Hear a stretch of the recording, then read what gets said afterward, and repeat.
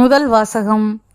வேற்றினத்தாரும் படைகளின் ஆண்டவரை நாடவும் அவரது அருளை மன்றாடவும் எருசலேமுக்கு வருவார்கள். இறைவாக்கினர் செக்கரியா நூலிலிருந்து வாசகம். அதிகாரம் 8, இறை திருவசனங்கள் 20 முதல் 23 முடிய. படைகளின் ஆண்டவர் கூறுகிறார், மக்களினங்களுள் பல நகர்களில் குடியிருப்போடும் கூட வருவார்கள்.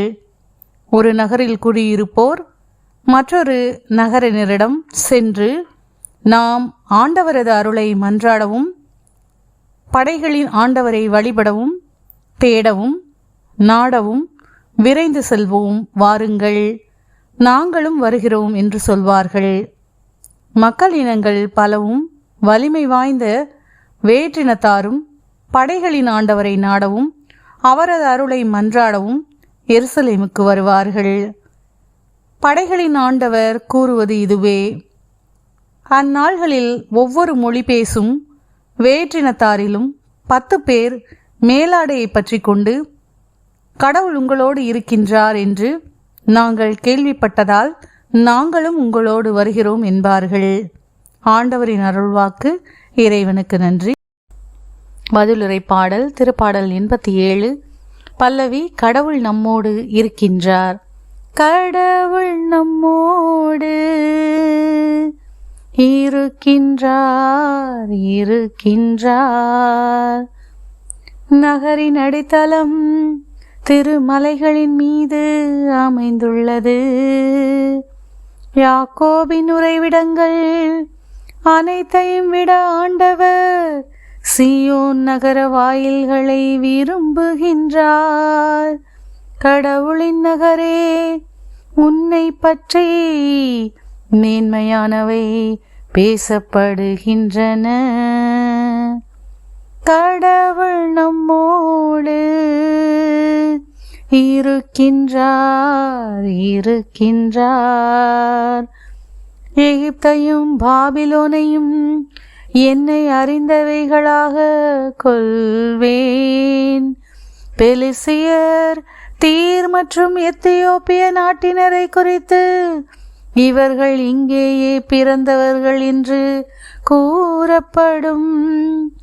இங்கேதான் எல்லாரும் பிறந்தனர். உன்னதர் தாமே அதை நிலைநாட்டியுள்ளார் என்று சீயோனை பற்றி சொல்லப்படும். கடவுள் நம்மோடு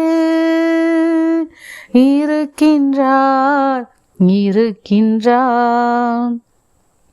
மக்களினங்களின் பெயர்களை பதிவு செய்யும் போது, இவர் இங்கேதான் பிறந்தார் என ஆண்டவர் எழுதுவார். ஆடல் வல்லாருடன் பாடுவோரும் சேர்ந்து, எங்கள் நலன்களின் ஊற்று உன்னிடமே உள்ளது, எல்லாரின் உறைவிடமும் உன்னிடமே உள்ளது என்ப. கடவுள் நம்மோடு இருக்கின்றார் இருக்கின்றார். நற்செய்தி வாசகம். இயேசு எருசலேம் செல்லும் நோக்கமாயிருந்தார். லூக்கா எழுதிய தூய நற்செய்தியிலிருந்து வாசகம். அதிகாரம் 9, இறை திருவசனங்கள் 51 முதல் 56 முடிய. இயேசு விண்ணேற்றம் அடையும் நாள் நெருங்கி வரவே எருசலேமை நோக்கி செல்ல தீர்மானித்து தமக்கு முன் தூதர்களை அனுப்பினார்.